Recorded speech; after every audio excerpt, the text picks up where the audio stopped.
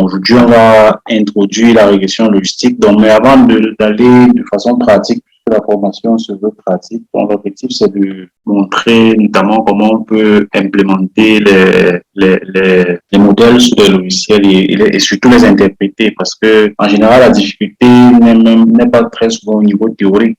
La difficulté se situe en général au niveau de comment est-ce qu'on implémente la méthodologie sur tel ou tel autre logiciel et comment on interprète.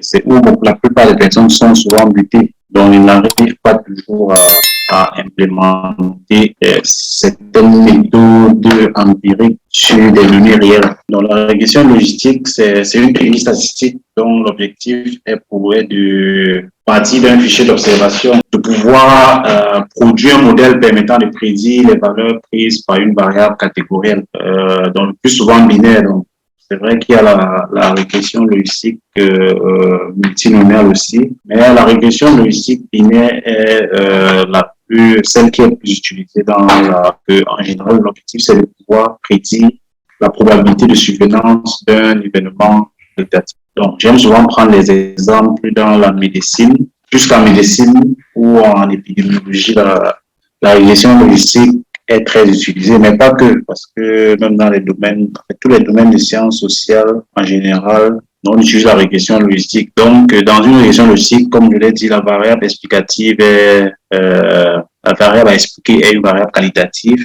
Les variables explicatives peuvent être continues ou qualitatives. Donc, on peut avoir à la fois des variables qualitatives et des variables continues comme explicatives. De la médecine, donc on peut l'appliquer dans le domaine d'assurance, notamment quand on veut déterminer la probabilité de survenance d'un sinistre, pouvoir tarifier les primes dans les assurances. Il y a des incendies, accidents, incendies et risques divers. On utilise la régression logistique pour pouvoir prévoir la probabilité de survenance du phénomène. Donc, vous voyez que la régression logistique est très utilisée, ou même en économétrie de façon générale, pour expliquer une variable discrète. On peut prendre pour exemple, les intentions de vote aux élections, donc d'un candidat donné, en fonction d'un certain nombre de facteurs qui peuvent déterminer ce résultat. Donc, la régression logistique repose sur un certain nombre de... J'ai une question à partir de la définition, je ne sais pas si je peux vous... Oui, bien évidemment. Ok. Retournez un peu en arrière là. Encore. Ok, au niveau de la définition. Vous avez dit le plus souvent sont des variables explicatives sont continues. Un peu en bas, il y a une partie qui n'est pas sortie. Oui, et c'était continu et qualitative. Ou qualitative. Et moi, au fait, la définition que j'ai appris, on m'a dit, au fait, la régression logistique s'effectue entre les variables qualitatives qu'on peut noter XI et une variable qualitative YI. Entre les variables qualitatives qu'on peut les noter XI et une variable qualitative. Et elle permet de prédire au fait si un phénomène aura lieu ou pas. Maintenant, ici, on parle de variables continues. Et si on parle de variables continues directement, on fait allusion au fait aux variables quantitatives. C'est là-bas mon problème, au fait, entre les deux définitions. Alors, nous vous invitons à prendre part la formation en économétrie et technique quantitative, donc qui aura lieu concomitamment en ligne et en présentiel, qui aura au menu trois principaux modules de la conception des questionnaires, des masques de saisie en utilisant CS Pro avec synchronisation avec Dropbox pour les saisies sur les dispositifs Android. Donc, nous avons également fait de l'analyse descriptive et inférentielle, et puis les tests hypothèses, et puis les régressions. Et nous allons terminer par l'économétrie avancée avec les modèles les plus avancés en économétrie sur les séries temporelles, modèles vectoriels, progressifs, la correction d'erreurs, les modèles de panel. Et donc la formation va se tenir donc en utilisant les logiciels tels que CS Pro, SPSS, Stata et eViews. Donc vous pouvez avoir les contacts, donc sont là, donc vous pouvez nous contacter soit par WhatsApp ou par email, ou alors par le lien que nous allons mettre en description pour pouvoir vous inscrire directement à la formation. Et donc on se retrouve dans le cadre de cette formation. La seule chose qu'il faut garder à l'esprit dans la régression logistique, c'est que la variable à expliquer, donc la variable dont on veut prédire, si je prends par exemple, j'ai pris l'exemple peut-être je sais pas, la survenance d'une maladie, par exemple l'hypertension. Si on veut par exemple, dans une population donnée, rechercher par exemple les facteurs associés à l'hypertension artérielle. Donc, si on a un échantillon de personnes dans lesquelles on a prélevé, on a fait les tests donc nécessaires pour détecter si oui ou non les patients, par exemple l'hypertension artérielle. Donc, on va rechercher les facteurs. Les facteurs peuvent être à la fois, en fait, les variables qualitatives et quantitatives dont on parle sont des variables explicatives. Les facteurs qui expliquent le phénomène qualitatif. Mais dans une régression logistique, ce qu'il faut garder garder à l'esprit, c'est que la variable explicative, la variable à expliquer, autant pour moi, la variable dépendante, c'est une variable qualitative. Et ça, elle ne sera jamais continue. Mais elle sera une variable qualitative. Elle peut être binaire dans le cas des régressions logistiques binaires, ou alors elle peut être multinomiale, logistique multinomiale. Donc, je ne sais pas si, en fait, si vous voyez un peu la nuance, mais il n'y a pas je ne sais pas si on vous a, dans votre définition, on vous a dit qu'on peut avoir une variable quantitative qu'on doit avoir essentiellement des variables qualitatives, quoi. Voilà, qu'on peut avoir essentiellement des variables qualitatives, au fait.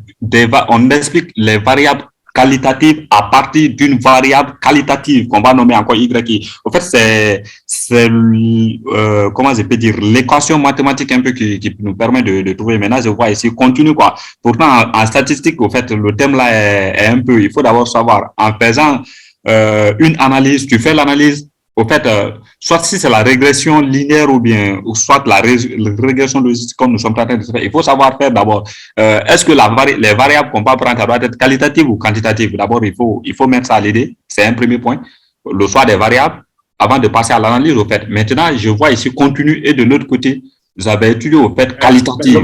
Bon, le continu, là, c'est pourquoi? Qu'est-ce qu'on a précisé? On a précisé souvent binaire à partir d'une série de variables explicatives. Des variables explicatives peuvent être qualitatives, oui, mais il peut aussi avoir des variables continues qui expliquent une variable. Bon, en fait, je vais prendre un exemple simple. Par exemple, l'hypertension, dont je parlais, je faisais référence tout à l'heure. Ou alors, prenons par exemple, je sais pas moi trop, le phénomène peut être bon, même l'hypertension, restons sur cet exemple-là. Est-ce que l'âge, par exemple, n'est pas un facteur, par exemple, qui peut expliquer l'hypertension? L'âge, ça peut expliquer l'hypertension. Là, directement, on a une variable quantitative. Quantitative. Pourquoi est-ce qu'on ne considérait pas qu'une variable quantitative peut expliquer un phénomène binaire? Non, peut-être on va remarquer que dans la population, les patients hypertendus, peut-être plus l'âge augmente, plus tu vas avoir plus de chances d'avoir la maladie, par exemple. Donc, on peut considérer, par exemple, l'âge comme un facteur. On peut, par exemple, au-delà de l'âge, il y a, par exemple, des facteurs peut-être comme l'indice de masse corporelle, par exemple. Puisque, bon, on va remarquer également dans la société que, bon, peut-être je dis n'importe quoi, mais bon, je pense que c'est quand même fondé. On va remarquer, par exemple, que plus une personne est en surpoids et plus peut-être elle aura des chances de développer de telles maladies, par exemple. Donc, le problème de la régression logistique, c'est qu'on doit avoir une variable à expliquer qui est qualitative. Donc, il n'y a pas de débat là-dessus. Mais les variables qui permettent d'expliquer le phénomène peuvent être à la fois qualitatives et quantitatives. Bon, il peut arriver des cas où on n'a que des variables qualitatives qui expliquent. C'est non plus un problème, mais on peut aussi avoir des variables qualitatives, quantitatives qui expliquent un phénomène qualitatif. Hippolyte, oui, je veux revenir un peu dessus parce que l'autre parlait de la régression. Quand on parle de la régression logistique, elle se fait entre les variables qualitatives, comme l'autre avait dit, X et YI peut être qualitative, X et Y également qualitative, ainsi de suite. Bon, comme tu viens de dire aussi que la variable à expliquer, qui est une variable dépendante et qualitative, et les variables explicatives qui doivent expliquer le phénomène peuvent être qualitative et aussi quantitative. Quantitative, oui. Oui, c'est ça. Bon, maintenant, je voudrais savoir, parce qu'il y a les termes ici que vous avez utilisés, vous avez parlé d'une variable catégorielle, vous avez parlé également, plus souvent, binaire, et une variable explicative continue, variable continue, et une variable discrète. Alors moi, je voudrais, avant de parler de tout ça, il fallait expliquer au moins, nous rafraîchir un peu, même si on a des connaissances sur ça, mais rafraîchir un peu nos mémoires. Qu'est-ce que ça veut dire une variable catégorielle, continue et discrète? Oui, bon, je pense que peut-être quelqu'un peut répondre. Hein. Concrètement. Oui, je peux essayer de répondre. D'accord, merci Martin. D'accord. Oui, merci beaucoup de la parole accordée. Il n'y a pas vraiment de confusion entre la régression logistique et la régression linéaire. Les paramètres à considérer ici, pour la régression linéaire, c'est que la variable à expliquer doit être quantitative. Mais pour la régression logistique, la variable... Monsieur, s'il vous plaît. Qualitative. Non, régression linéaire, j'ai dit. Quand on est dans la régression linéaire, la variable à expliquer doit être quantitative. Ouais, et quand on bascule vers la régression logistique, la variable à expliquer doit être qualitative. Les variables explicatives peuvent être à la fois qualitatives comme quantitatives. Alors, une variable catégorielle, c'est une variable qualitative. Et cette variable qualitative, elle peut être binaire ou multinomiale. Qu'est-ce que cela veut dire? Une variable binaire, ça signifie qu'elle peut prendre seulement deux valeurs ou deux modalités. Une variable qualitative, mais qui peut prendre seulement deux modalités. Alors, une variable qui sera dite multimoniaque, c'est-à-dire que les modalités sont plus que deux. Je donne un exemple.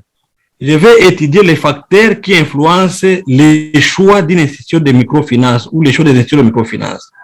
Et quand je fais les enquêtes, je trouve que les institutions de microfinance peuvent être au nombre de 4.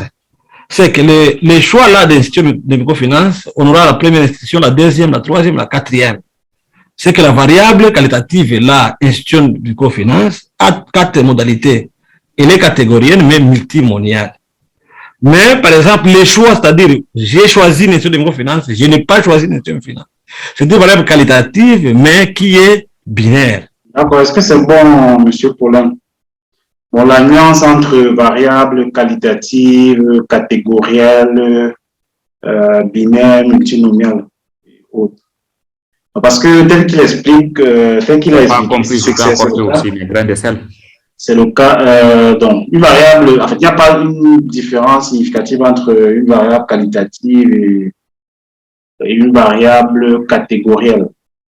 Donc, une variable catégorielle, c'est en fait une variable qualitative, donc, qui a un certain nombre de modalités. Oui, qui prend différentes modalités. Qui prend un certain nombre de modalités. Bon, avant d'être d'abord qualitative. Mais, sauf que là, on a des variables qui prennent un nombre de modalités données. Donc, binaire, si le nombre de modalités est égal à 2, des variables du genre oui, non. Et bon, je pense que c'est ça continue. Bon, je pense que c'est clair. Je ne sais pas si ça va, son explication. L'explication tient. Mais sauf que quand on revient, il a démarré d'abord sur une régression. Sur la régression, oui, tout à fait. La régression simple. Que la variable explicative doit être, ça peut prendre une variable qualitative ou quantitative. Et la variable à expliquer, elle est qualitative. Ça, c'est la régression simple.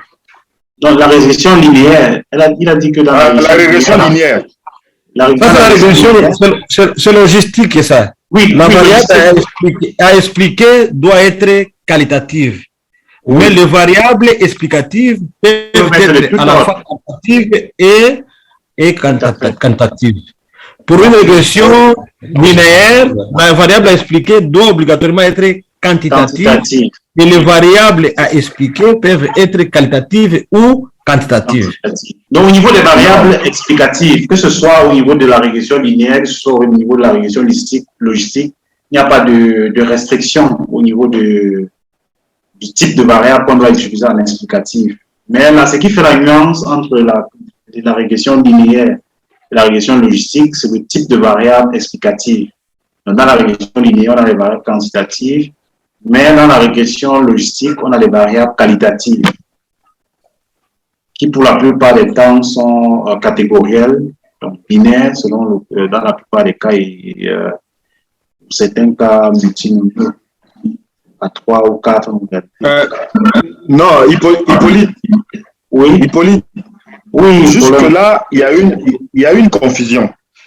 Parce que la régression linéaire, moi, j'ai écrit ici sous forme de formule mathématique. Je prends par exemple XY qui est une YI qui est une variable à expliquer. Et cette variable à expliquer dans la régression linéaire est une variable qualitative. Non, quantitative. C'est pas possible. On ne le fait pas. Lorsque la variable à expliquer est qualitative, on utilise la régression logistique. Parfait. Ah, ben voilà. Voilà. C'est ce que je voulais savoir. Donc, la régression logistique vient donc faire face aux situations où on veut expliquer un phénomène qui n'est pas quantitatif. Parce que, bon, on peut bien faire les régressions, on peut faire les calculs comme dans le cas de la régression linéaire, mais bon, à la fin, est-ce que ça donne, qu'est-ce que ça donne comme information? Je pense que on aura un résultat, mais le résultat, comment est-ce qu'on pourra l'interpréter? Ça n'aura pas de sens. D'accord. Donc, c'est pour faire face à ça qu'on utilise la régression logistique, donc qui modélise plutôt la probabilité de succès. Donc, si on est dans le cas d'une variable explicative qui est binaire, ou alors modéliser la probabilité de chacune de chacune des modalités si on a une variable qualitative multinomiale. D'accord.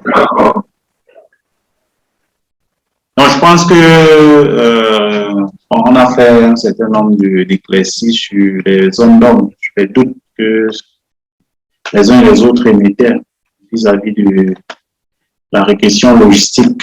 Donc, on retient que la régression logistique, c'est une régression qui prend pour variable explicative ou variable à expliquer une variable qualitative. Et donc, au niveau des variables explicatives, on peut avoir tout type de variables, qu'elles soient catégorielles ou alors continues, tout simplement. Et donc, en fonction de chaque type de variable, on aura une interprétation particulière.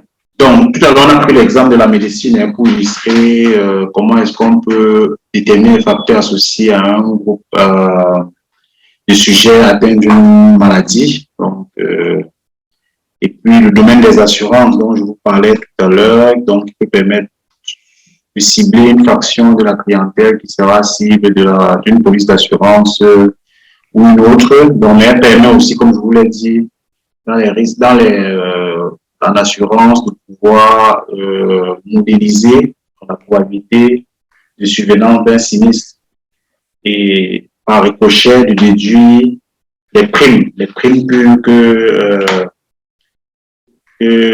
tout détenteur de contrat d'assurance devrait payer pour que l'on soit sûr que la somme des sinistres soit égale à la somme en fait, que l'argent qu'on collecte en termes de primes puisse couvrir les sinistres. Donc, éventuellement, pour pouvoir faire du bénéfice, les compagnies d'assurance vont peut-être rajouter les marges qui leur permettent de gérer soit le personnel ou bien le profit. Non, mais c'est pas ça l'objectif ici. Donc, il faut dire que le succès de la régression logistique repose sur un certain nombre d'outils qui permettent d'interpréter d'une manière un peu plus approfondie les résultats obtenus. Donc, si on prend par exemple les techniques connues en régression, notamment la régression linéaire, donc la régression logistique se distingue essentiellement par le fait que la variable expliquée est qualitative, on l'a déjà dit, donc en tant que méthode prédictive, donc bien évidemment, une variable catégorielle. La régression logistique est tout à fait comparable aux techniques donc supervisées, proposées dans les algorithmes d'apprentissage, donc les arbres de décision, les réseaux de neurones. On n'allons pas trop nous appesantir sur cette technique-là, l'intelligence artificielle. Mais la régression logistique permet de faire de prédire, estimer les probabilités de survenance d'un phénomène donné en fonction des caractéristiques, des facteurs qu'on aura choisis. Donc, qui, comme on l'a dit, peuvent être quantitatifs ou même qualitatifs. Donc, en fonction de tous ces différents éléments, donc, il sera possible de pouvoir construire un modèle capable de prédire et de résoudre des problèmes concrets dans la société. Donc, des éléments sur lesquels on est revenu dans la discussion avec les questions qui ont été adressées concernant la comparaison entre la régression logistique et la régression linéaire. Donc, on peut toujours y revenir, donc il n'y a pas de souci. Donc, dans le cas de régression linéaire, donc le modèle de régression linéaire, la variable à expliquer est qualitative, alors que dans le cas de la régression linéaire, donc on a une variable à expliquer qui est quantitative. Donc, si on a un nombre de modalités égal à 2, donc dans ce cas, on va parler de variables dichotomiques, ou alors ou alors des variables binaires. Donc, si le nombre de modalités est supérieur à 2, donc on va étudier tous ces cas-là. On va devoir désigner ce type de régression logistique multinomiale. Donc, comme on l'a déjà si bien dit, donc la variable aléatoire qualitative est décrite par la probabilité, dans la probabilité de survenance de chacune des éventualités de la variable.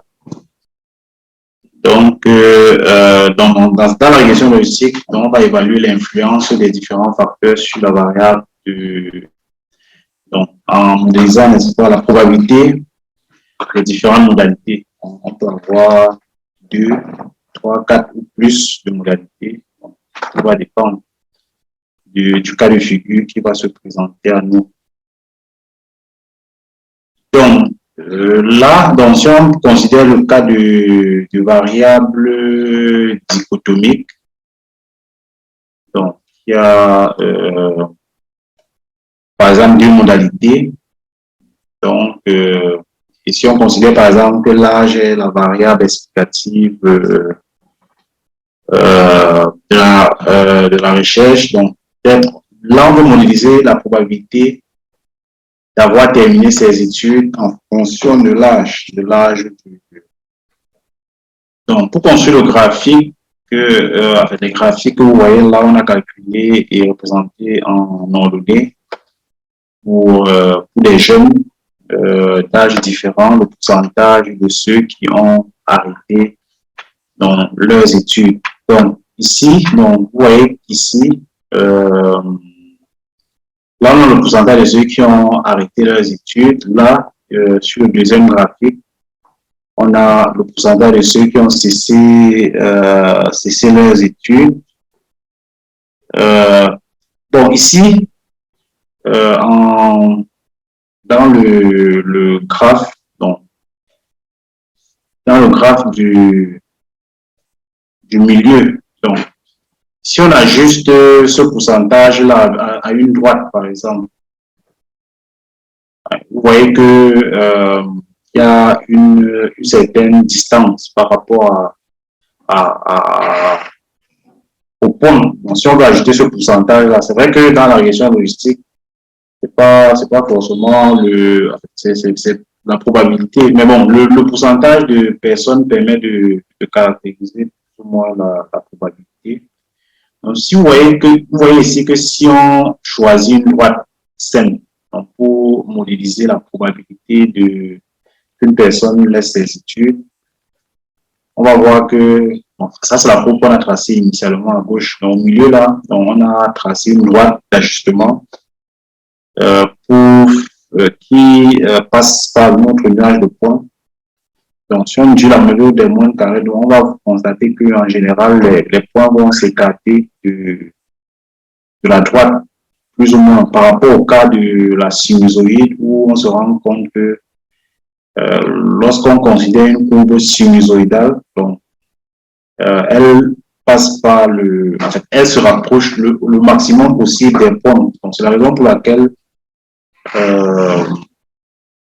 dans les régressions logistiques, on choisit des fonctions qui respectent qui font en sorte que, qui valident le troisième cas de figure. Donc, la fonction logistique, par exemple, évolue sous cette façon-là. Donc, c'est ce qui peut expliquer le choix de ce type de fonction-là pour pouvoir modéliser des phénomènes qualitatifs. Vous voyez que modéliser la probabilité de survenance la probabilité qu'un jeune laisse ses études en fonction de l'âge qu'on a considéré a une évolution qui est telle qui n'est pas linéaire, mais plutôt sinusoïdale.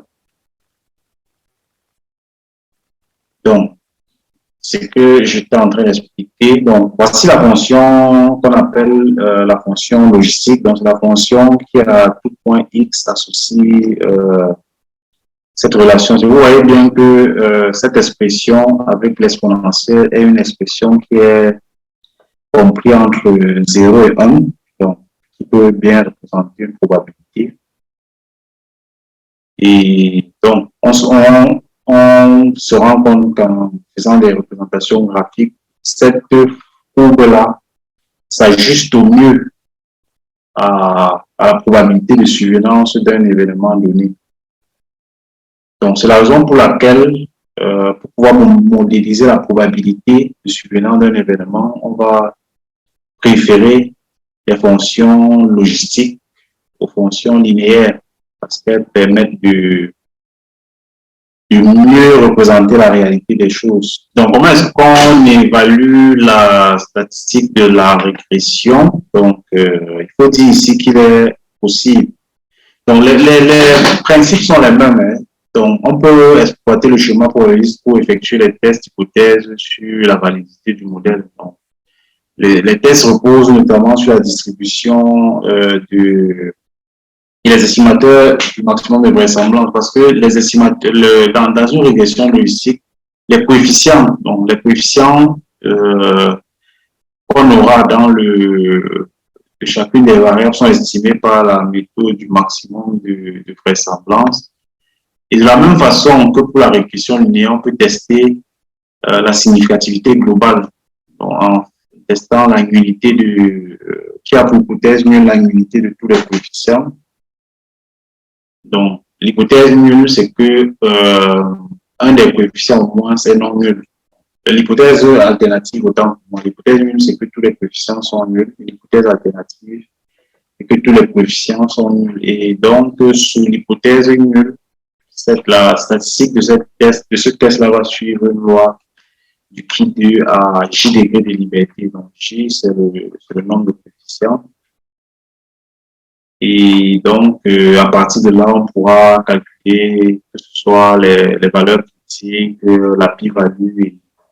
Donc, à partir de là, on pourra faire les mêmes interprétations qu'on a fait lorsqu'on regardait la régression logistique.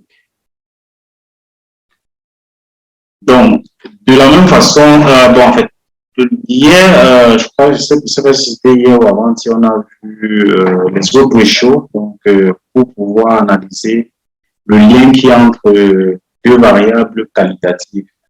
Donc, on peut utiliser les autres ratios. Donc, comme élément pour pouvoir faire passe à l'une des limites du test de Kidd qui ne donne pas le facteur qui est à risque ou protecteur pour le phénomène qu'on étudie. Donc, les autres choses sont également des éléments qui sont utilisés dans la régression logistique. Et donc, lorsque l'odd ratio est égal à 1, donc ça signifie que la probabilité d'être... Bon, en fait, si on prend par exemple l'exemple des clients d'une banque, par exemple, donc, et que l'odd ratio d'une variable donnée, en fait, je suppose qu'on a une variable qualitative. Si l'odd ratio d'une variable qualitative donnée, par exemple, donne 1, donc ça signifiera quoi? Ça signifiera que la probabilité d'être un bon client est la même que celle est la même dans tous les groupes de variables explicatives. Donc, donc, si on prend par exemple l'interdiction du chéquier, le fait d'être un bon client, par exemple, s'ils ne sont pas liés lorsque l'autre ratio est égal à 1. Donc, les cas où les autres ratios sont différents de 1 permet de déterminer une association entre les deux variables. Donc, il y a deux cas de figure possibles. Donc, lorsque l'odd ratio est supérieur à 1, donc cela va signifier que ceux qui sont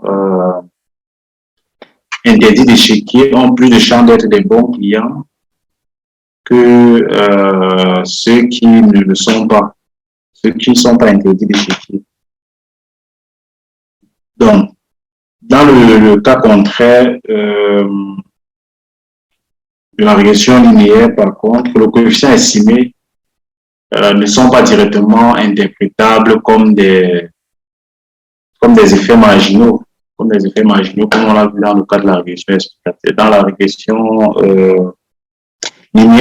linéaire, on a vu par exemple lorsque la variable explicative va varier d'une unité, la variable à expliquer va varier de alpha unité. Donc, alpha, c'est le coefficient de la variable explicative. Bon, c'est pas forcément le cas dans la régression logistique. Donc, dans la régression logistique, on utilise les autres ratios puisque la réalité est différente. Puisqu'on peut plus parler de variation de la variable explicative.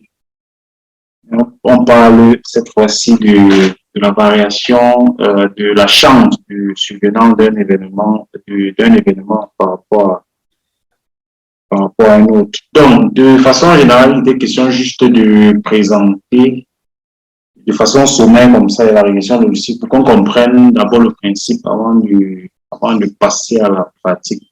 Dans la pratique sous... donc on va faire la pratique à la fois sous SPSS et sous Stata. Les deux types de régression. Voilà, donc voilà les variables. On peut essayer d'aller dans View, dans Valeur, pour voir si avec les différentes modalités. Voilà notre variable mariage. Donc, au niveau de vue des variables, allons-y dans Vue des variables. On peut visualiser les valeurs au niveau de la colonne valeur après libellé. Voilà, pour chaque variable, on peut regarder en cliquant sur les 3 points. Okay. Donc, sans emploi, en emploi, ok. L'autre variable, statut matrimonial, la deuxième.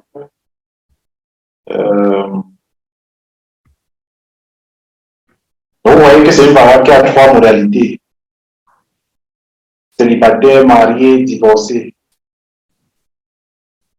Donc, ça veut dire que c'est certainement une variable qu'on va transformer. Donc, revenons alors à l'énoncé pour que tout le monde puisse voir. Donc, on peut regarder toutes les variables qualitatives là, parce que le nombre d'enfants, c'est quantitatif. Bon, okay. Au niveau de l'énoncé, l'objectif, c'est d'expliquer la chance, en fait, comment est-ce que on désire également connaître la chance qu'une femme, en fait, dans un premier temps, on cherche à établir la probabilité qu'une femme mariée ait un emploi. Donc, c'est le premier élément. Donc, La première question, on demande d'observer les variables dans l'onglet vue des variables, de décrire leurs caractères, leur rôle dépendant, indépendant, tout ça. Et puis, il dit si chacune des variables et son type, le type de la variable. Donc, bon, je pense que les statistiques descriptives, on peut faire ça. Il y a eu à regarder. Donc, mais qu'est-ce qu'on dit par rapport aux variables, au rôle des variables, et puis leur type?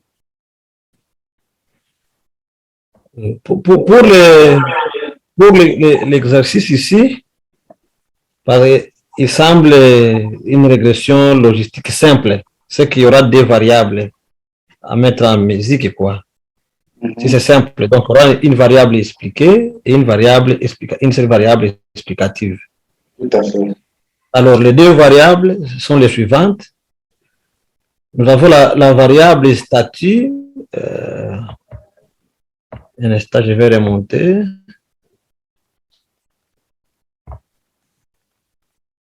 Il y aura une variable, la variable statut d'emploi et statut matrimonial.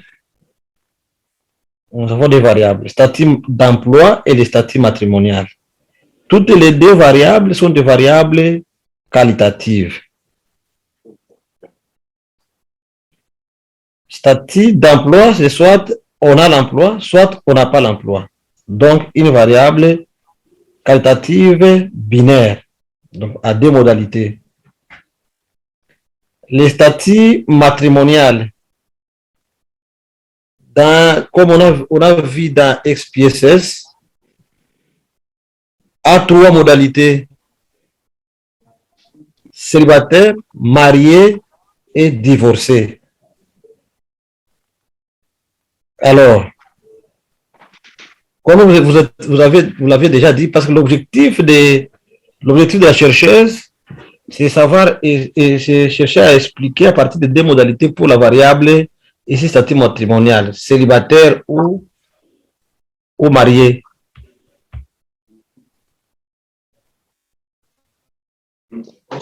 Non, je pense que la cherche. Oui, la chercheuse, pour elle, est-ce que quand on est marié, on a un emploi? Quand on n'est pas marié, est-ce qu'on n'en a pas, quoi? Quand on change, quoi? C'est pourquoi, selon moi, ma proposition, je ne sais pas si j'ai raison, il faudrait transformer la variable statut matrimonial pour avoir deux modalités.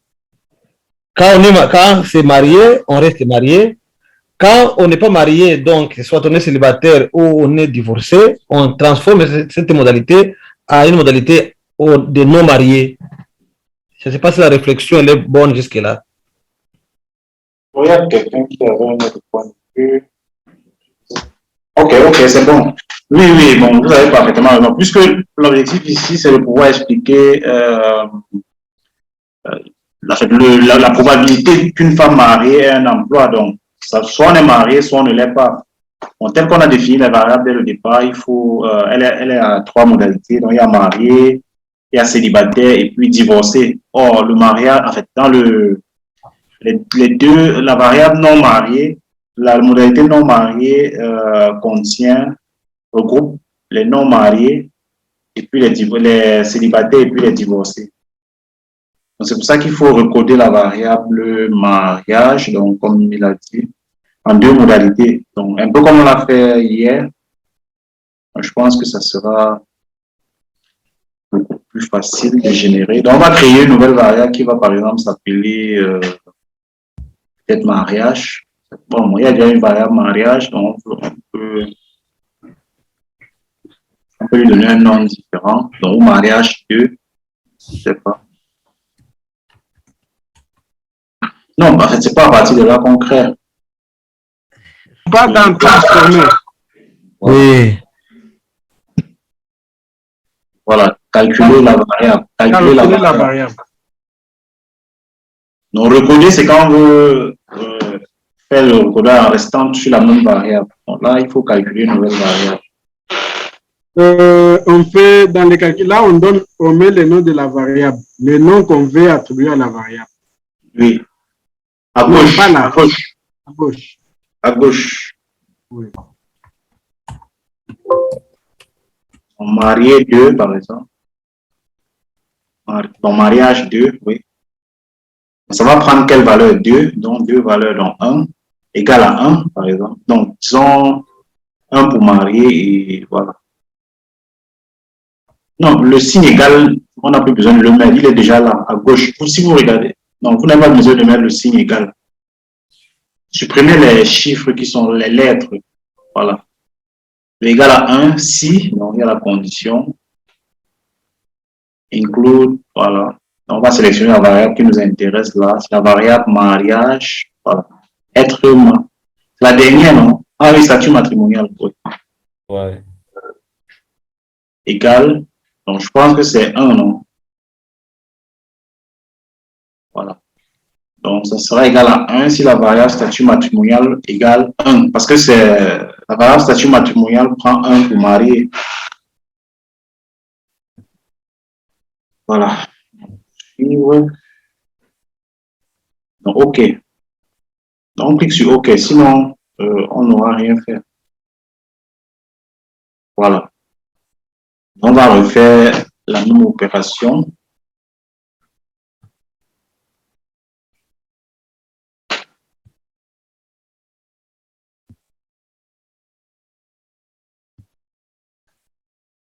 On refait la même opération. On repart dans transformer. Puisqu'il y a la deuxième modalité à créer. Allô? Allô? Oui, oui. Oui. Il faut aller dans transformer. C'est là que j'étais parti. C'est là que j'étais parti. Ah, ok, on ne voyait pas. Parce que depuis là, la souris ne. Oui. Ça va là-bas? Bon, nous, on ne voit pas l'écran bouger depuis là. Depuis. C'est juste le SPSS qui a affiché l'écran de SPSS. Non, peut-être qu'il faut repartager l'écran. Là, vous voyez? Oui. Donc, ça va prendre la valeur. Je m'en vous avez attribué quelle valeur? Revenez un peu. Fermez un peu ça. Bon, malheureusement, c'est comme si on avait voilà, fait. Donc, au lieu de prendre, bon, en fait, pour les régressions logistiques, je vous conseillerais de définir la modalité 0-1. Donc, 1 pour succès et 0 pour échec. Bon, ici, on considère que le succès, c'est marié, le mariage, et puis 1, c'est non marié, 0, c'est non marié. Donc, au lieu de 2, mettez 0 en haut. C'est pour ça que je vous ai demandé d'annuler. Donc, au niveau de l'expression numérique, là, mettez plutôt 0. Voilà. Donc, l'algorithme de régression logistique est plus conçu avec 0, 1 lorsque c'est la régression binaire. Bon, lorsque c'est une régression multinomiale, on peut faire 1, 2, 3. Hein. Voilà, donc si statut matrimonial, mettons tout simplement, est-ce que c'est bon? On va mettre quoi là-bas? On va mettre, il reste deux valeurs. La condition. La deuxième valeur, ça va prendre la valeur 0 si le statut matrimonial prend soit 2 ou 3. Donc, ou alors c'est soit 1 ou 3. Oui, soit 2 ou 3. 1 était célibataire, 2 mariés, et 3, l'autre là, je ne sais pas c'est quoi. Divorcé. Non, 1 c'était marié, non, ou célibataire. Attendez, je regarde. Ça doit être célibataire. On va commencer. 1, c'est statut matrimonial. Alors, si c'était 1, c'était. La première valeur qu'on a. Ah, non, ça veut dire que tout à l'heure, on a mal créé. Oui. On a mal. On va reprendre. Bon, y a pas, on peut toujours aller supprimer au niveau de. Oui. Ça devait prendre la valeur 1 si l'autre était égal à 2. Donc, supprimons d'abord Comment est-ce qu'on annule? Oui, c'est facile. Bon, on peut jouer écraser, il n'y a pas de problème, on peut même laisser comme ça. Je réinitialise quoi? Voilà. Réinitialise, ça va générer la variable. Si vous allez dans. Mais bon, si on refait, ça va écraser la variable qui avait été générée. vous voyez que ça a déjà généré, non? Si vous partez dans vue des variables, vous allez voir dans données. Vous partez dans SPSS. Voilà, au niveau des données, vous voyez que ça a généré. Allez un peu dans vue de données, voir. Vous allez voir qu'à la fin, là. Oui, ça a déjà généré. Voilà. Mais on peut supprimer, on peut soit supprimer ou alors refaire et ça va écraser les valeurs que ça avait générées. Parce que, de toute façon, effacer, il n'y a pas de souci. Donc, on peut aller régénérer. Donc, transformer. Voilà, donc on va mariage de. On va prendre la valeur 1. Si, donc si la condition c'est statut matrimonial égale 2.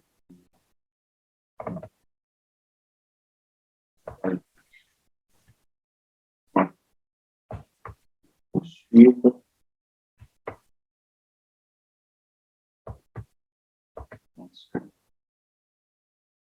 Ça va prendre cette fois-ci la valeur 0. Si le statut matrimonial vaut 1. Bon, on peut tout simplement mettre différent de 2, mais bon, on peut aussi mettre égal à 1 ou or. Bon, c'est là.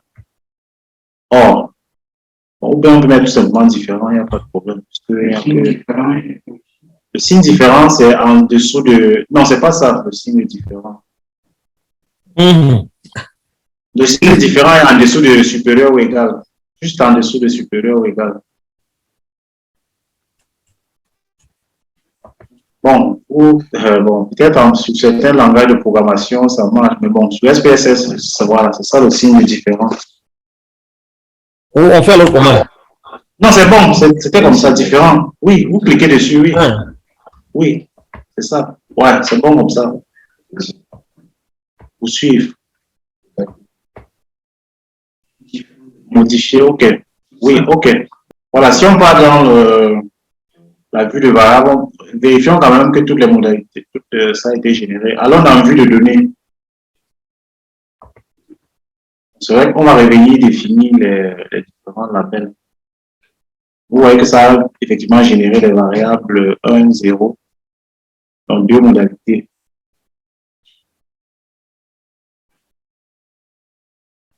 Ok. On peut alors appliquer la régression linéaire. La régression oui, bien évidemment. Allons-y d'abord dans vue de variable pour générer les 2 modalités, 2 labels. Donc, voilà, là-bas, oui. Au niveau de la valeur, bon, tu peux donner un libellé, n'importe lequel, statut marié, bon, un truc comme ça. Bon. En tout cas, c'est un truc qui renvoie au mariage, dans tous les cas. Ok. Bon. 1 pour 1, donc valeur 1, en bas libellé, c'est marié.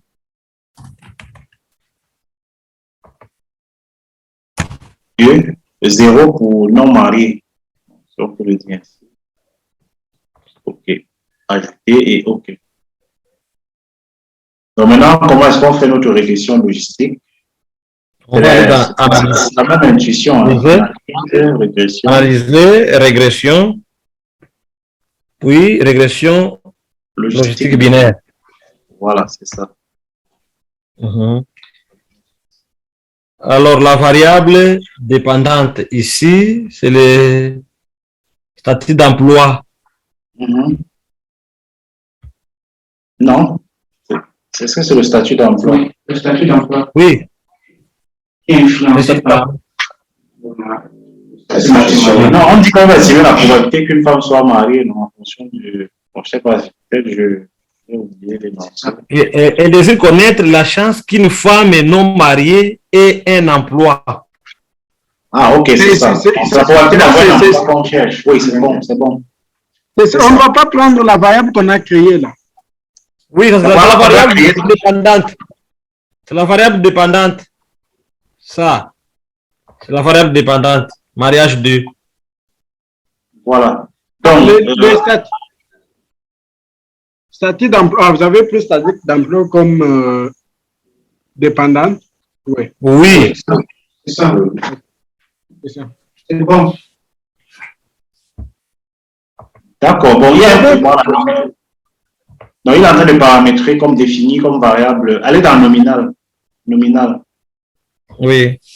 Voilà, donc il faut sélectionner la variable et l'envoyer dans variable catégorielle, puisque c'est une variable explicative catégorielle. SPSS comprennent que, enfin, puisqu'il va différencier les variables explicatives, catégorielles et celles qui sont continues. Donc, lui, d'accord, ok, continuons alors. Ok. Donc, il y a la variable. Dépendant, c'est statut. Statut dans l'emploi, oui. Mariage 2, donc heureusement, qui a de la ressource. Donc, il faut parler dans nominal. Nominal. Nominal en haut là. À droite, à droite, à droite. Ah, nominal. Voilà. Donc, on va l'envoyer dans aux variables catégorielles. Voilà. Puisque SPSS fait bien la différence entre les variables explicatives, catégorielles et celles qui sont continues. Ok. Donc, poursuivre.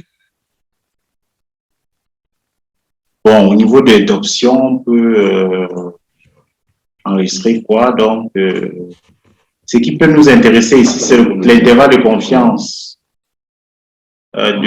pour l'exponentielle de P.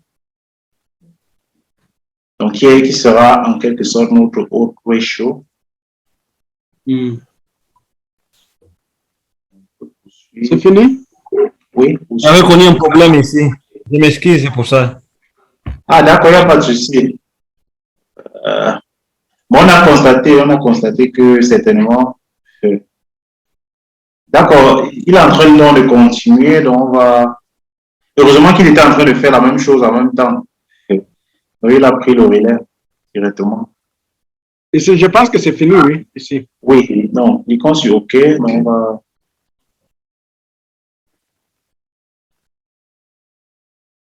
Régression logistique. Donc, apparemment, donc, voilà, on va descendre. Voilà. Voilà, donc le dernier tableau là, c'est le tableau de résultats.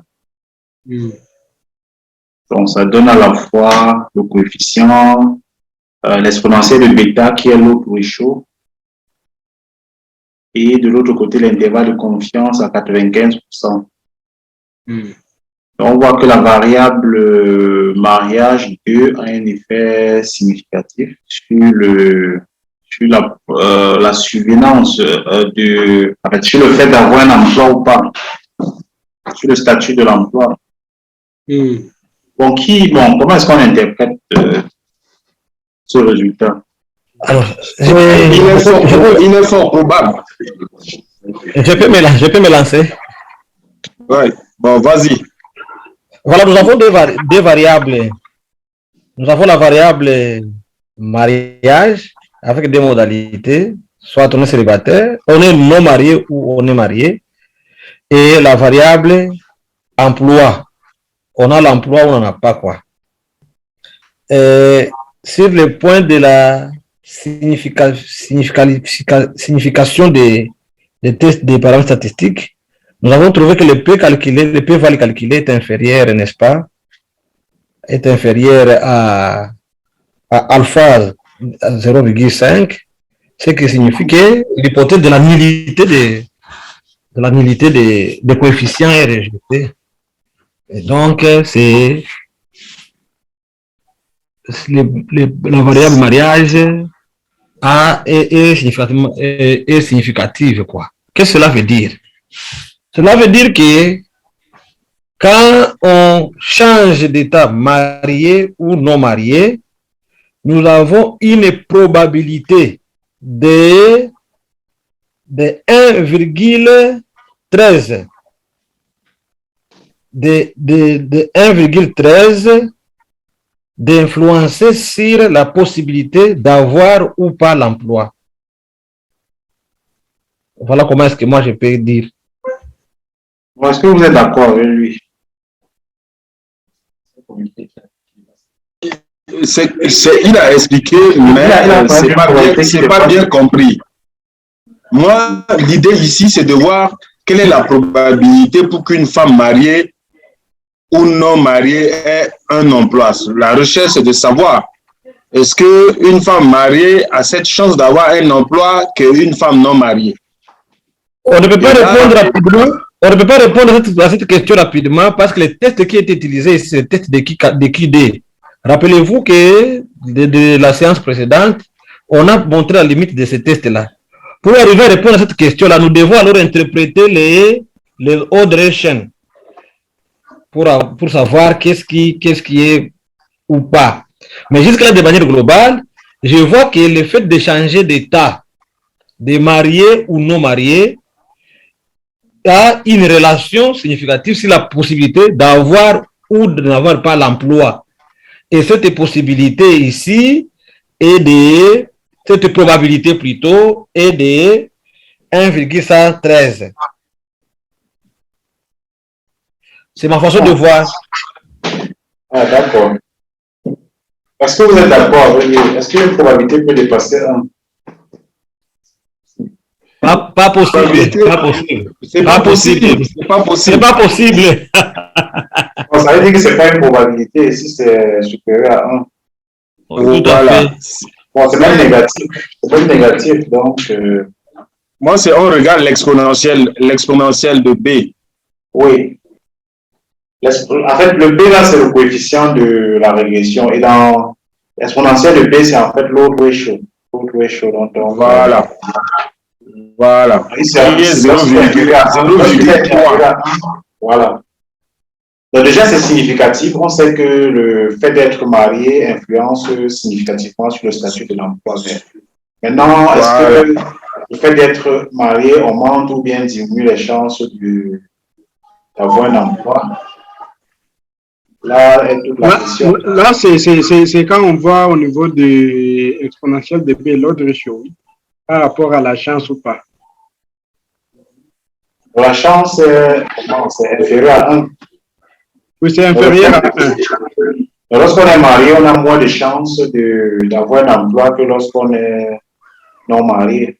Okay. Donc voilà, on avait un souci ici, donc ça me permet peut-être d'attirer votre attention lorsque vous êtes en train de générer une nouvelle variable. Lorsque vous cliquez sur transformer et que vous avez des fils à conclure la composition, il faut cliquer sur OK. Et donc lorsqu'on vous demande s'il faut remplacer, il faut en général cliquer sur oui. Il faut aller jusqu'au bout du processus, sinon. Donc on est tous d'accord que le fait d'être marié diminue les chances d'avoir un emploi. Bon, souvenez-vous qu'on est dans un contexte occidental où, donc, lorsqu'on est marié, les chances lorsqu'on est marié, les chances de trouver un emploi diminuent. Ça veut dire que de plus en plus, les femmes célibataires travaillent. Les femmes qui travaillent sont de plus en plus célibataires. Mais même en Afrique aussi, hein.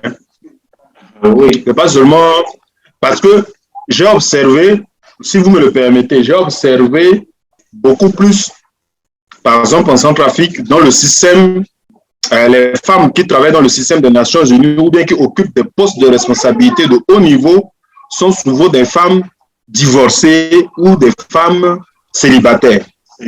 Et ça m'amène souvent à poser des questions. Est-ce que peut-on mener une étude? Qu'est-ce qui les amène souvent à ne pas se marier ou à se divorcer? Même si les femmes sont mariées, elles occupent des postes de responsabilité. Automatiquement, après quelques années, ces femmes-là divorcent avec leur mari.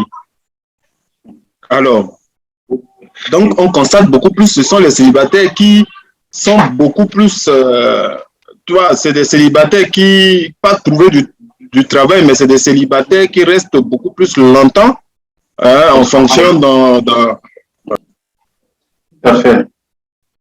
Bon, peut-être qu'il va avoir... Pour compléter cet argumentaire, par exemple, chez nous au Congo ici, même les entreprises se méfient de recruter les femmes mariées.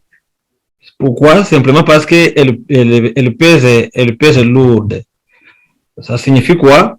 Quand une femme est mariée, elle tombe enceinte, il y a les délais de congé de 3 mois. Alors l'entreprise est obligée de recruter quelqu'un d'autre à sa place en attendant qu'il vienne. C'est un coût supplémentaire. Aussi chez nous, aussi au Congo par exemple, quand une femme est mariée, il y a des obligations à réaliser à la maison. Elle doit rentrer à temps et ainsi de suite. Alors pour que ces femmes-là restent stables dans leur foyer, elles s'obligent à démissionner pour rester en paix dans le foyer. Ce qui reste, dans la plupart des cas, c'est des familles où vous allez trouver l'homme n'a pas de travail, c'est comme si c'est la femme qui amène plus de revenus dans la famille. C'est ça. C'est ça. C'est ça. C'est ce genre de problème comme ça, concret comme ça, qu'il faut maintenant étudier. Entre nous, on doit étudier ça maintenant. On va réfléchir, on va étudier des cas de. On va chercher à savoir pourquoi. Pourquoi est-ce que. On va chercher à. C'est ça. On cherche à savoir le pourquoi et ensuite on se dit, bon, quelle solution préconiser? Tout à fait.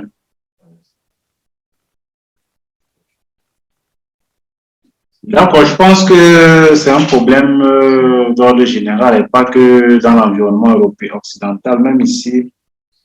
Bon, peut-être les femmes qui. En fait, bon, je pense que c'est parfois aussi lié au niveau d'études. Hein. Bon, les femmes qui ont un niveau d'études plus ou moins élevé. Oui, ils ont tendance à négliger comment dirais-je, à simplifier les hommes. Ou bien parfois, peut-être, sont les hommes qui ont peur d'affronter ce genre de femmes. Monsieur Hippolyte, je pense que c'est mieux de faire une étude avant de se prononcer parce qu'il y a beaucoup d'éléments. Et à prononcer comme ça, sur la base de notre expérience propre, on peut se tromper. Oui, c'est ce que je suis en train de dire. Mais bon, tout ça, c'est juste des a priori. Mais bon, il faut bien chercher à savoir pourquoi. Ça, c'est l'interprétation africaine que je suis en train de dire. Maintenant, c'est le sujet. Ça, c'est le sujet de thèse de Martin.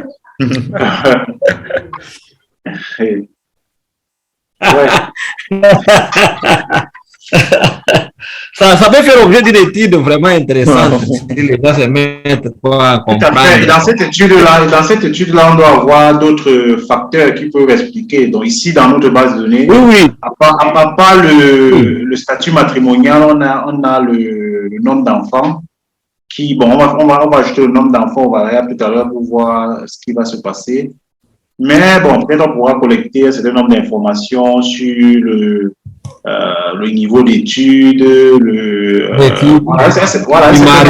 facteurs qui peuvent les revenus, le revenu, voilà, tous ces éléments-là. Donc, on pourra savoir si c'est beaucoup plus dû au revenu, c'est beaucoup plus dû au... Mais je pense que vous avez tous les outils pour pouvoir le faire désormais, si ce n'était pas encore le cas. Juste en faisant une régression logistique. Oui, je vois. On a quand même des outils maintenant. Donc, s'il vous plaît, les B ici, c'est quoi? La colonne de B. B, c'est le coefficient. C'est le coefficient. B, c'est le coefficient estimé. Oui. Et le ES, bon, ES, c'est l'erreur standardisée. WORD, là, c'est le coefficient de WORD qui permet de faire le test de significativité. La statistique de WORD. DL, c'est le nombre de degrés de liberté. Donc, on a la p-value là et l'exponentielle de B qui représente load ratio. L'exponentielle du coefficient, c'est load ratio. Alors, la probabilité maintenant ici, elle n'est pas donnée. On peut la calculer si on... en fait, la probabilité... peut-être on va y arriver.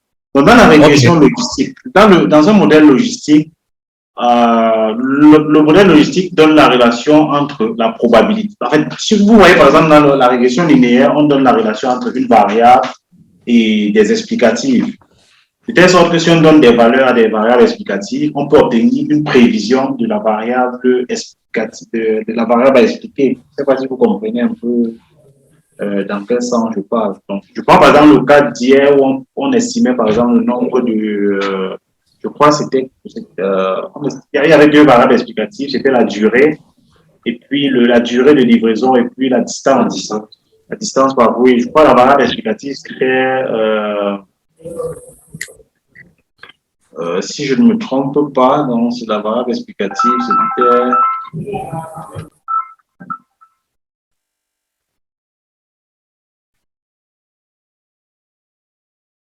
Dans la variable explicative, bon, je ne sais pas pourquoi ça ne me vient pas à l'esprit. Donc, on avait de l'autre côté, on avait les ventes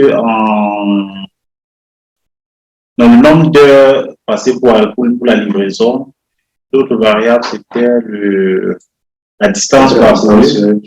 Voilà, donc je crois qu'à gauche, la variable à expliquer, c'était le chiffre d'affaires, les ventes réalisées.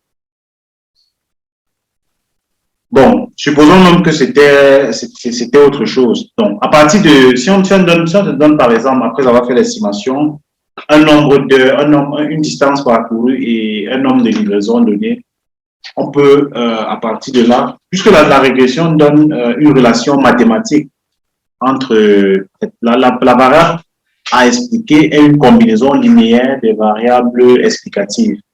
De telle sorte que si on donne des valeurs précises à nos variables explicatives, ça peut nous permettre de trouver une valeur à... Bon, c'est la même chose. Donc, je ne sais pas pourquoi je vais même très loin. La droite de régression, donc y égale à ax plus b. Donc, si par exemple, y, je ne sais pas moi trop, le revenu, et puis x, c'est l'âge, par exemple. Mais étant donné un âge donné, donc si on dit par exemple que qu'on détermine le revenu d'un individu qui a 10 ans, par exemple, on va tout simplement faire le A multiplié par le 10 plus le B pour avoir la prévision du revenu. Donc, si on était dans une situation, on estimait le revenu en fonction de l'âge. Donc, c'est la même chose dans la régression logistique. C'est qu'on a à gauche, c'est la probabilité de succès, donc qui est égale à une combinaison de... Mais bon, la combinaison est différente. Dans le PowerPoint, vous avez vu la relation, la fonction logistique, c'est l'exponentielle de AX plus B sur 1 plus... voilà, donc c'est cette relation-là qu'on utilise pour pouvoir déterminer la probabilité prédite. Donc, à titre d'exemple, bon, si je peux prendre... Bon, c'est vrai que je n'ai pas... vous pouvez ouvrir une feuille de calcul Excel. On essaie de le faire ensemble pour estimer la probabilité en utilisant les données qu'on a ici. Donc, on va prendre une cellule au hasard là où on va mettre égal. Bon, ne mettons même pas d'égal pour le moment. Mettons exponentielle EXP. Donc, numérateur EXP de... Donc, notre A ici, c'est quoi dans le... si on revient à SPSS. Donc, on met EX entre parenthèses AX plus B. AX plus B. Je vais partager, mais je ne suis pas certain si c'est... Parce qu'à un moment donné, j'étais perdu. Ah. Voilà. Est-ce que c'était ça le résultat? Oui, c'était ça le résultat, je crois. Attendez, descendons un peu plus bas.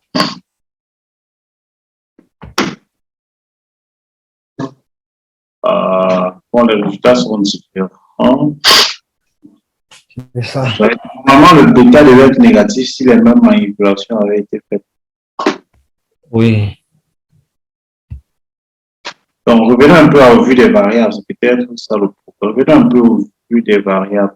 Revenons dans vue des variables, vue des données, vue de données. Vue de données. Mais comment est-ce que ça a été généré? Descendons un peu plus bas. Non, vous avez inversé. Normalement, où on voit 2, là, on devait voir 1. Partout où on voit 2 pour mariage, on devait voir 1 pour mariage 2.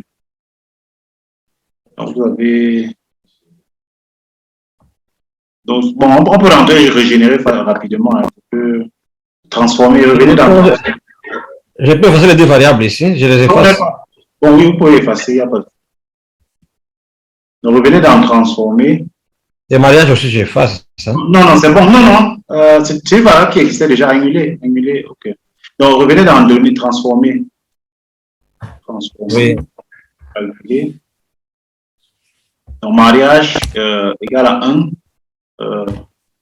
Mariage 2, OK, bon. Égal à 1 si égal à 2. Égal. Donc, supprimez le symbole de... vous mettez égal. OK. On va poursuivre. OK.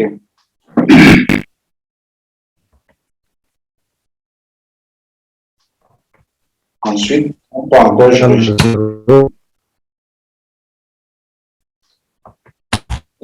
C'est 1. C'est comme ça? Bon, là, on ne voit pas bien. Pas, OK, bon, oui.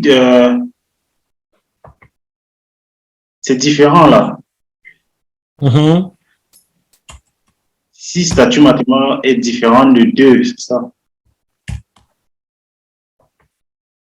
Différent de 2. Oui, poursuivre. OK, c'est bon.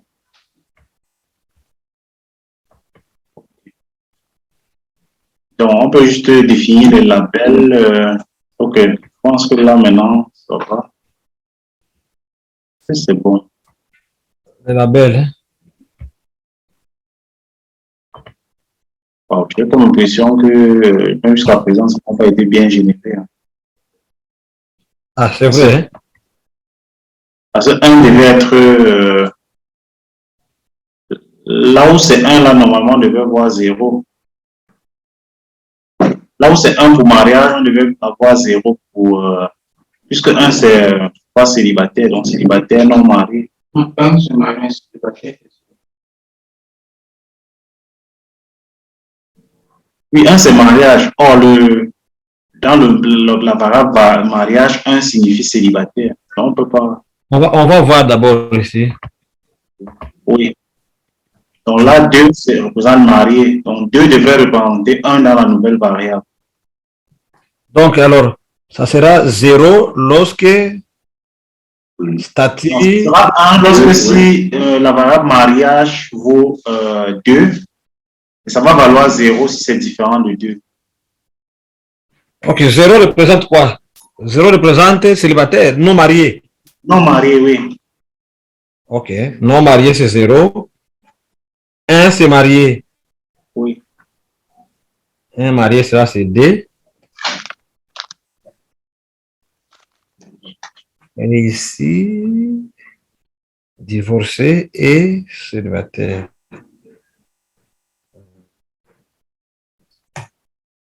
Ok.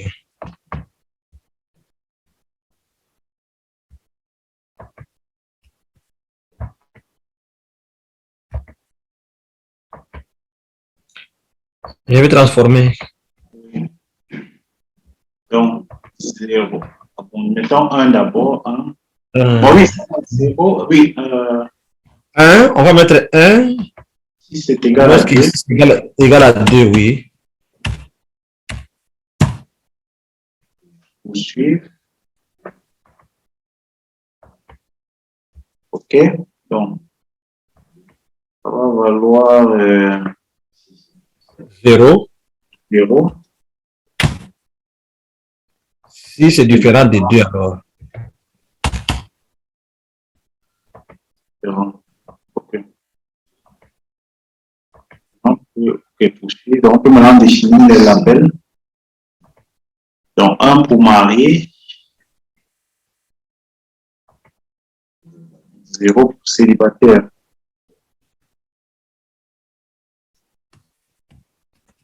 Marié. Et non marié. Et donc, on peut maintenant faire notre régression logistique.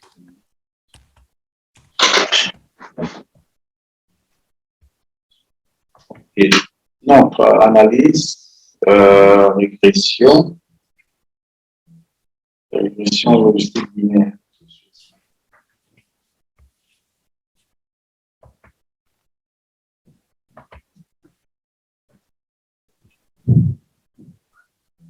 Donc, on peut le définir. Ok, donc c'est bon. Poursuivre. Poursuivre, hein? Ouais. Au niveau de coefficient option, dans la option, on peut choisir d'afficher coefficient intervalle de confiance pour exponentielle de bêta. Intervalle de confiance. Confidence, CI. La troisième. CI. Oui. La troisième. Ok. Et ça, c'est tout? C'est tout? Oui, oui.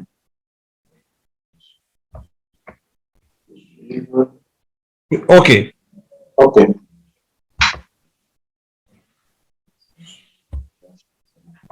Donc, plus par là, logiquement, ça devrait avoir le même résultat. C'est qui la variable explicative? La variable explicative,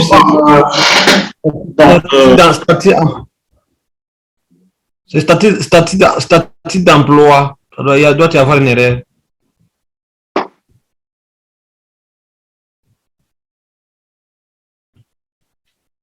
Oui, c'est bien. Statut d'emploi et mariage. Mariage. Mais de l'autre côté, je vois identifiant. Est-ce qu'il a sélectionné statut d'emploi? Ici, oui, là. C'est là, non? Oui, je suis là, c'est statut d'emploi.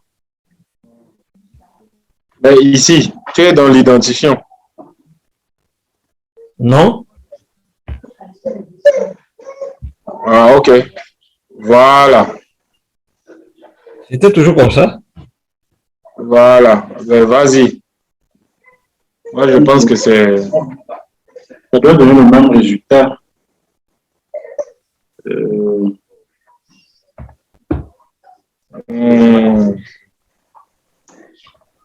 Ça donne exactement l'opposé de ce qu'on a obtenu tout à l'heure. Sauf si ça veut dire que tout à l'heure, on a mal généré, tu sais pas. Oui, c'est possible qu'on a mal généré. Bon, mais je pense que cette fois-ci, ça a été bien fait.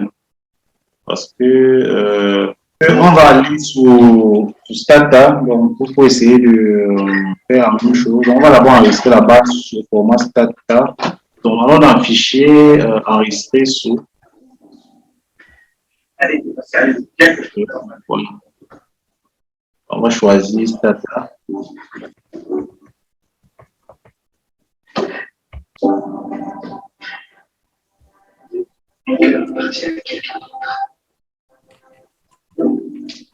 Elle s'appelle Aminata Mbek. Et je t'aime éperdument. Il faut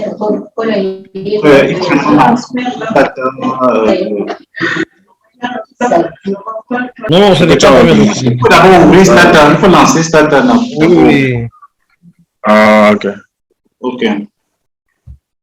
Donc maintenant, il faut aller là-bas, donc, et ouvrir, donc, voilà, répétition logistique. Ok. Voilà. Bien fait.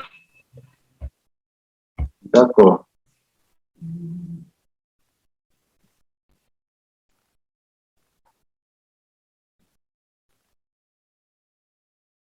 Voilà. Binary outcome. Donc, il faut aller dans binary outcome. OK. Logistic regression. Voilà, dépendance. De l'autre côté.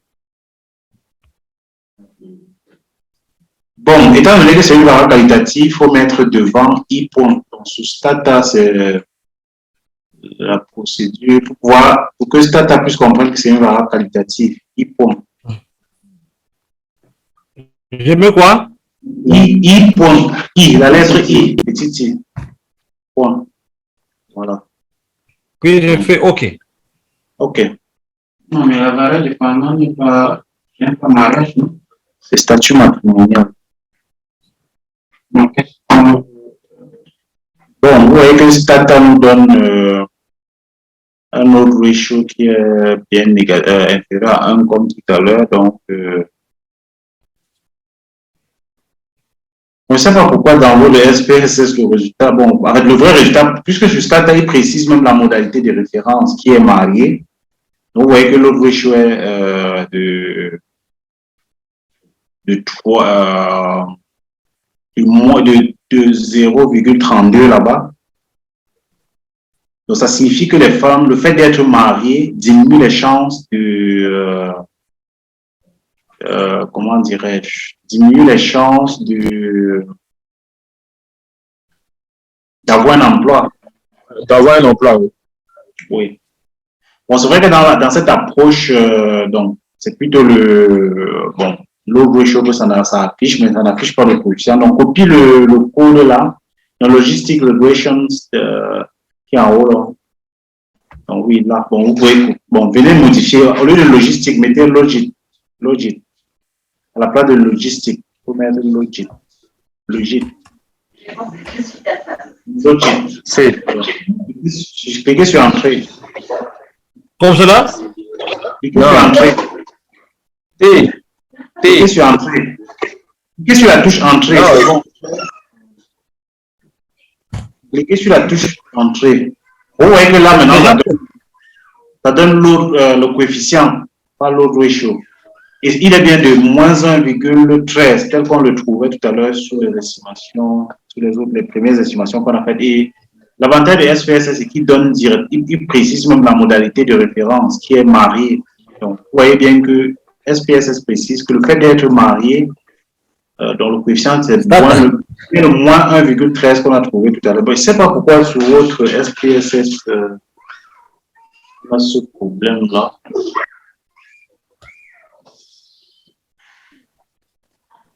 Bon, c'est ça le bon résultat. On dit qu'on a progressé.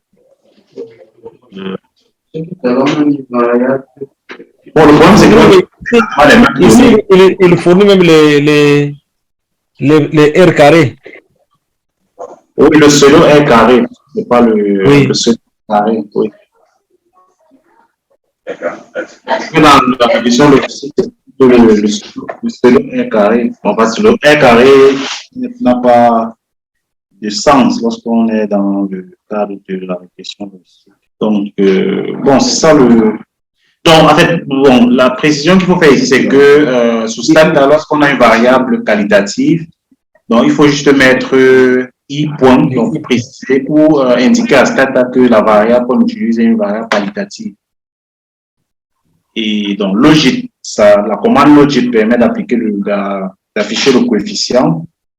Et la commande logistics, telle qu'on a fait tout à l'heure, permet d'afficher plutôt l'autre. Oui. Mais bon, dans tous les cas, on a la probabilité, la Z statistics, donc la statistique de student, qui permet de tester la significativité. Donc, on a également les petits values. Donc, il n'y a pas de souci. Bon, on peut peut-être ajouter notre variable en utilisant toujours la commande. Cliquons sur logit là, dans la dernière commande là. On peut ajouter. Donc, vous savez déjà comment faire un do file. Donc, vous pouvez créer un do file pour mettre les différents. On peut ajouter par exemple la variable. Allons sélectionner la variable nombre d'enfants pour voir ce que ça va donner. Nombre d'enfants. Allez double-cliquer sur la variable nombre d'enfants. Il faut de le faire comme ça, puisqu'il y a des risques d'erreur. Hein. Donc, au lieu de faire comme vous faites là, allez juste à droite, cliquer sur nombre d'enfants. Double-cliquer. Ça va apparaître. Double-cliquez, voilà. Vous voyez que ça apparaît. Vous pouvez cliquer sur entrée pour que ça exécute. Pour qu'on voit. En plus, le nombre d'enfants, c'est une variable quantitative, donc on n'a pas besoin de. Donc, vous voyez également que le nombre d'enfants a un effet négatif sur la probabilité d'avoir. Oui. C'est-à-dire que plus on aura les enfants, moins on aura les chances d'avoir un emploi. Donc, l'interprétation qu'on fait lorsqu'on a une variable quantitative, c'est que l'augmentation d'une unité de, de la variable explicative entraînerait une augmentation de la probabilité de perte d'emploi. Voilà. Donc ici, on dirait par exemple que lorsque le nombre d'enfants augmente, lorsqu'un enfant supplémentaire entraînerait la diminution de la probabilité de subvenance avec la probabilité d'emploi de 0,57%. Soit Donc, 5%. oui. 5,7%. Oui. Combien de pourcents? 0,57%. Un enfant supplémentaire augmenterait la probabilité diminuerait la probabilité d'avoir un emploi de 0,57%. C'est 0,57 ou 5,7? Non, le point 57 là signifie 0,57. Le coefficient, en fait, c'est 0,57.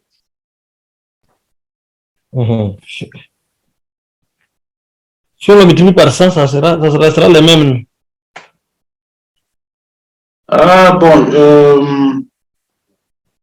Donc, en fait, ça ressemble un peu à l'interprétation d'un modèle log niveau.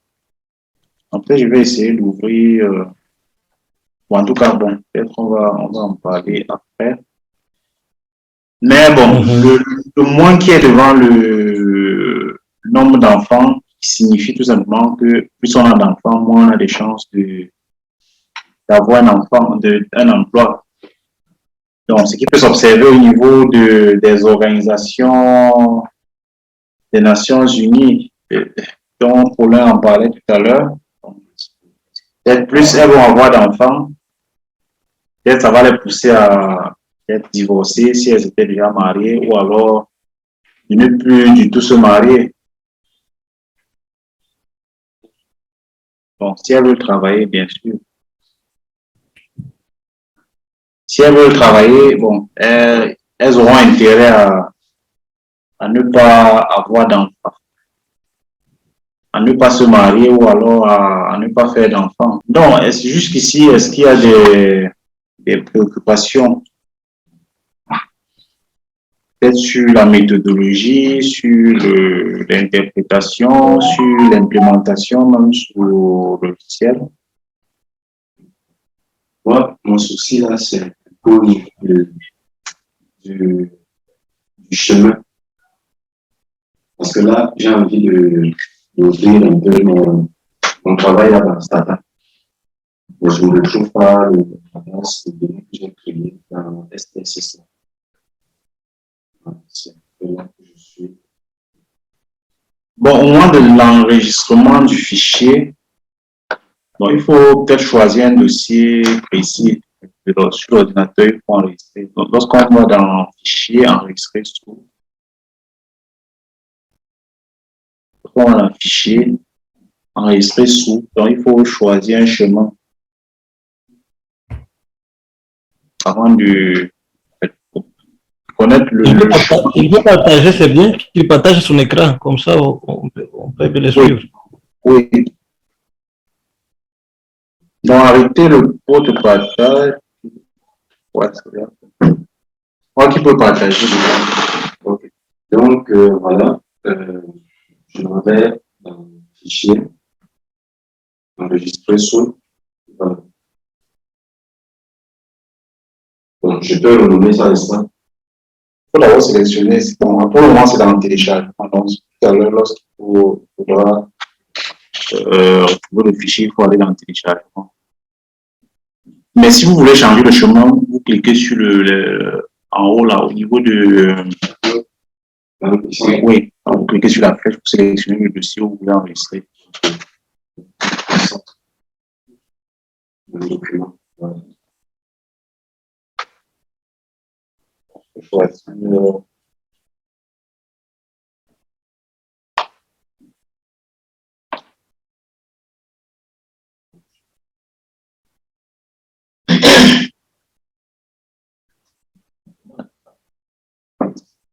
Ok. Voilà. Donc là, je viens dans le document, c'est ça?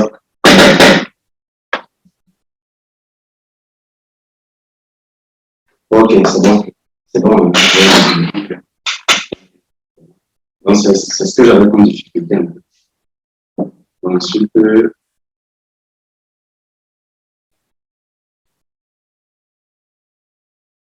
donc là, on ne voit pas l'autre écran. Là, lancé Stata. Il a lancé Stata parce que l'écran qu'on voit actuellement, c'est. je suis toujours en partage.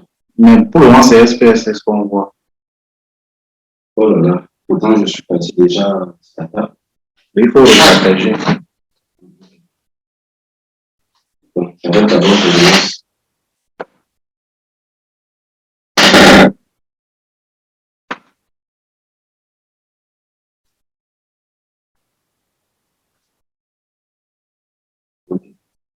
C'est vrai. Donc maintenant, je suis à. Il faut aller en dessous du fichier. Oui, j'avais déjà introduit. Ah, ok. C'est bon. Oui. D'accord. Ok, c'est bon. Donc, c'était la.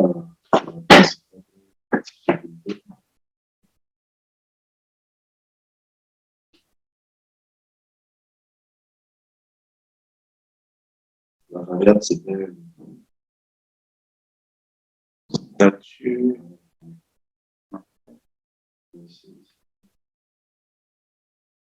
Donc, je lance juste le copier.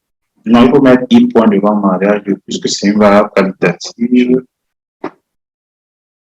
I.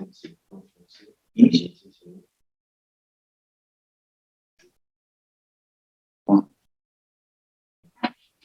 Donc, je valide.